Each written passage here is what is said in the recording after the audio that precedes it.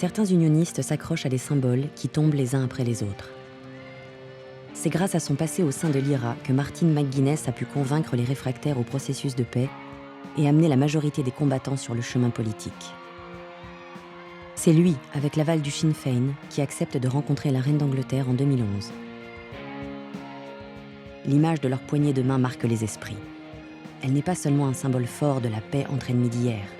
Elle indique un nouveau voisinage possible entre la Grande-Bretagne et les républicains irlandais. Hello again. How are you keeping? Fine, thank you very much. Nice to see you. It's very kind. Cette visite était pour moi l'occasion de tendre la main, par l'entremise de la reine, à la communauté unioniste du Nord. Good. It went really well. Yeah. I'm still a Republican. You also have to remember, Queen Elizabeth. N'oubliez pas que la reine avait de nombreuses raisons de ne pas me rencontrer, And I had et many moi de même. not to meet with her. So for her, Pour elle, il n'existait aucune hiérarchie parmi les victimes. Elle ne faisait pas de différence entre les soldats britanniques, l'IRA, les civils. Sa compassion allait à tout le monde. La reine a serré la main de Martin McGuinness parce que ses maîtres politiques lui ont dit de le faire pour que le processus de paix se poursuive. C'est une autre étape destinée à le maintenir sur les rails. Par ses maîtres politiques, je veux dire le gouvernement britannique et le mien, qui feront tout ce qui est en leur pouvoir pour empêcher les négociations de capoter. Mais Martin McGuinness vise d'autres objectifs.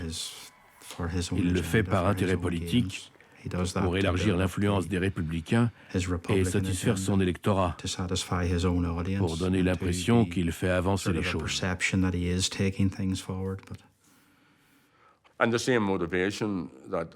Ce qui avait motivé ces gestes très symboliques de la part du Sinn Féin et de Martin McGuinness m'a également poussé à solliciter un entretien avec le prince Charles, un homme du même âge que moi, d'un milieu totalement différent, un homme qui a souffert, qui a perdu un proche lors d'une action de l'IRA quand son oncle, Lord Mountbatten, a été tué avec d'autres civils.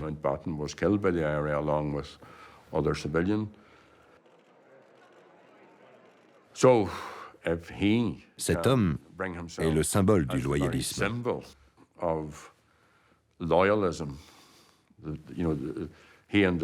Sa mère et lui, la famille royale, constituent le cœur de l'unionisme. Si la reine est capable de tendre la main à Martin McGuinness et même de dire quelques mots en gaélique, de rendre hommage aux victimes de 1916, pourquoi un unioniste ne le pourrait-il pas? Les républicains sont en passe de voir leurs rêves se réaliser. Le Sinn Féin est devenu le second parti politique en Irlande du Sud et au Nord. La réunification de l'île serait ainsi à portée de main. Mais pour quel avenir? Pour construire quelle société?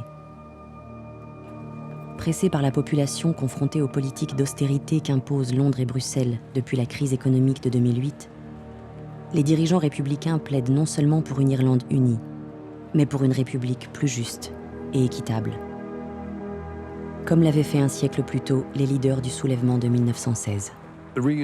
La réunification des 32 comtés de l'Irlande et la fin de l'implication du pouvoir de Londres sont inévitables.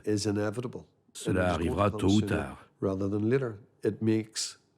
C'est cohérent économiquement et politiquement. Prenez l'Europe, par exemple. La communauté européenne a tendance à considérer l'Irlande comme une seule unité économique. Le pays est trop petit pour qu'il y en ait deux.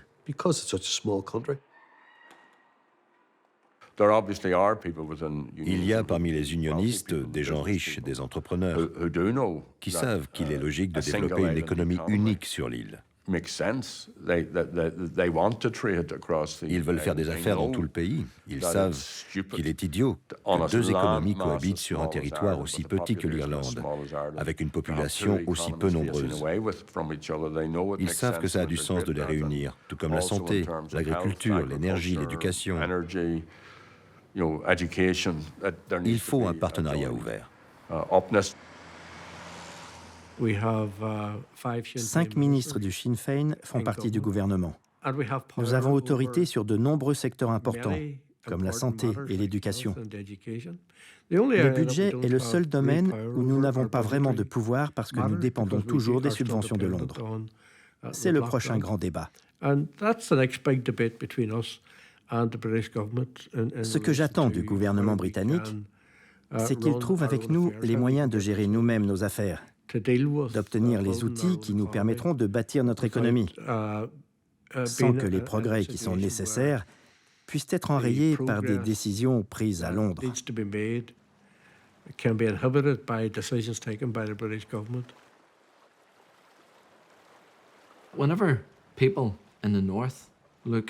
Quand les habitants du Nord regardent vers le Sud, ils voient juste le reste de l'Irlande. Quand les habitants du Sud regardent vers le Nord, ils ne voient que la frontière. Et malheureusement, elle est très réelle pour la grande majorité des habitants du Sud. Pour eux, le Nord ne fait même pas partie du pays. Ils parlent de l'Irlande comme d'une entité qui ne comporte que 26 comtés.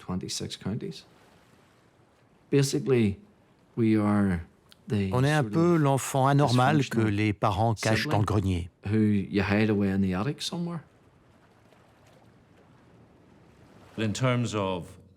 Je ne vois pas une Irlande unie dans le futur, tout simplement parce qu'il n'y a pas de réel désir de réunification. Il s'agit plutôt d'apprendre à se respecter mutuellement dans le cadre constitutionnel actuel, avec une Irlande du Nord qui reste au sein du Royaume-Uni. Je crois que la réunification de l'Irlande est inévitable. D'autant plus que l'Angleterre et le gouvernement de Londres semblent se désintéresser de l'Irlande du Nord. Ils ont l'air de vouloir se débarrasser du problème le plus vite possible.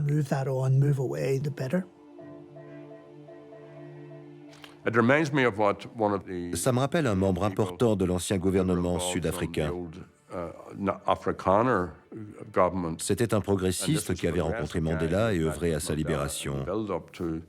Il m'a dit: nous avons sous-estimé Mandela. Nous pensions qu'il irait cultiver son jardin, que les prisonniers de l'ANC ne feraient plus de vagues. Pour nous, les Noirs n'étaient pas capables de gouverner.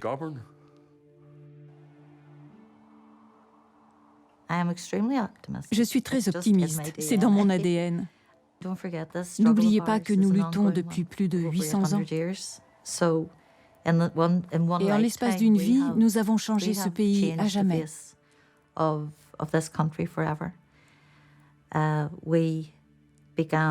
début, nous étions privés de tous nos droits. Nous avons vécu un bouleversement historique extraordinaire. Et nous avons apporté des changements radicaux dans ce pays, en particulier dans les 6 comtés qu'on appelle l'Irlande du Nord. The 6 counties that they call Northern Ireland.